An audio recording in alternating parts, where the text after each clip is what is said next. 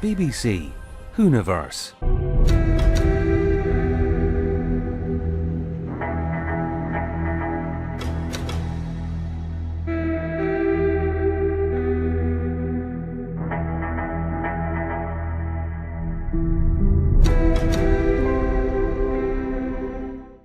Hello and welcome to a new episode of Rambling, the show where I pick a topic and ramble. You used to pick 2 topics, you used to pick 3, but now I only pick 1. Today we're rambling about Unified Intelligence Task Force, aka UNIT, the final and only secret government or army-based body of work in the unit work in the world of Doctor Who that still exists that we know of. Torchwood London hasn't been mentioned since it was the first time we met them on screen.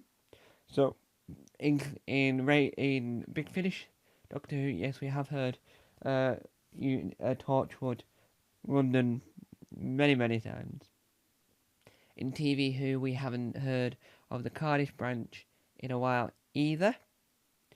So, at the moment, we know nothing about either Torchwoods. So, Unified Intelligence Task Force, seems to be the final one. The last remaining government body of alien catchers. I don't know what you would call them, because Torchwood was outside the government, and the government seems to not really mention UNIT at all whenever the government are involved in anything. But that's besides every point. Huzzah. So, when you look at it in a massive sense, in the sense of, wow, that's massive, you find that a unit has had more buildings in the world of Doctor Who than the Doctors, well, not than UNIT, than Torchwood. Because they're the closest example I can give, right? Torchwood is the closest example I can give. So I'm going to use that example as much as I like. So, UNIT in the last, since the last time we saw them on TV Who, before we saw them in Russell T Davies 2 era, they had a giant building that got blown up. So it was like, they had the area, which was like, well, we didn't really see a building before, I don't think. I don't think we saw a building beforehand in Stephen Moffat's era of Doctor Who. I know the unit for Russell T Davies 1 was technically a van type area, and they were more military like they were when the Brigadier was involved. With the berets, they were wearing berets at that point. Why? I have no idea. And then, let's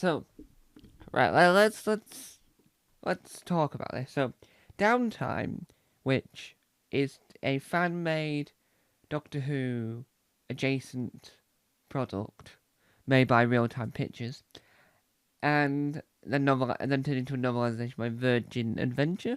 I think the company's called.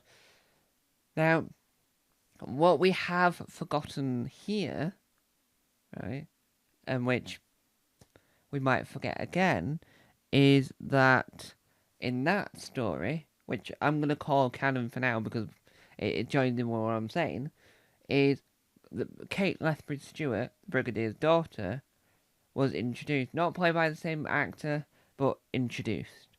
Right. Then we come to Russell T Davies's era on TV, right? A canon. In the first time we see UNIT, we do not see Kate Lethbridge-Stewart. So, if I remember rightly, Kate Lethbridge-Stewart is more involved in Downtime. Now, because it's not really canon, but because it's a Virgin Adventure book, I would say it's technically canon. The issue there is that she's not in the first time UNIT appears on TV Who in the revival, right? But then, when Stephen Moffat takes over, she's there. So my question is, was she fired for a bit, or did she work for a different branch of UNIT, like in a different area, in that first TV outing in the revival series of Unit. That's my opinion.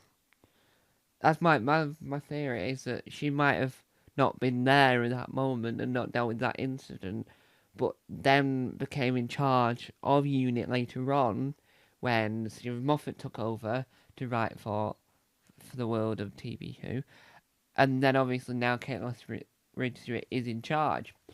But when Nicholas Courtney sadly passed away and the canonised the Brigadier passed away, at that point we never heard a wink about Kate Lethbridge Stewart, and it just makes it more fascinating in a sense that she was invented by the fans, Real Time Pictures, and then she was brought into TV Who, a showrunner later, so Stephen Moffat, showrunner, introduced her again.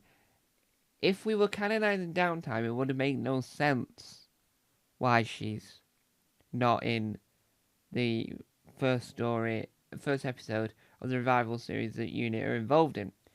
It would have made no sense, because she would have to wear the beret, and that's what I want to see, really. I want to see Gemma Redgrave wearing a beret, if you will. Because I just thought that's a really odd choice, a red beret. At no point in Classic Who did Unit ever wear a beret, right? Okay, they might have worn a beret once, right? I'm just saying berets are awful in the military sense. In the military sense, because Unit is supposed to be like military-esque type organisation. So I wouldn't recommend the military to wear a beret. Anyone else, fill your boots, wear a beret all you like, but not a government military organisation. Thank you very much.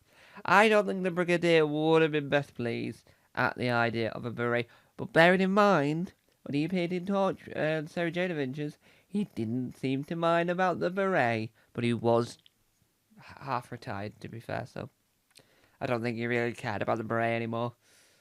Or I don't think he cared about the beret in the first place. Beret, not beret. Beret. But when you really look into the growth of Unit, they've got a lot more budget now, Unit, because they've been able to buy a Tony Stark Marvel type building. They see the letter U etched into it. They need to shape it as a letter U, because it's got a landing pad and everything. I know, amazing. So on that amazing note, I'd like to say thank you for watching. Ta-da. Bye-bye.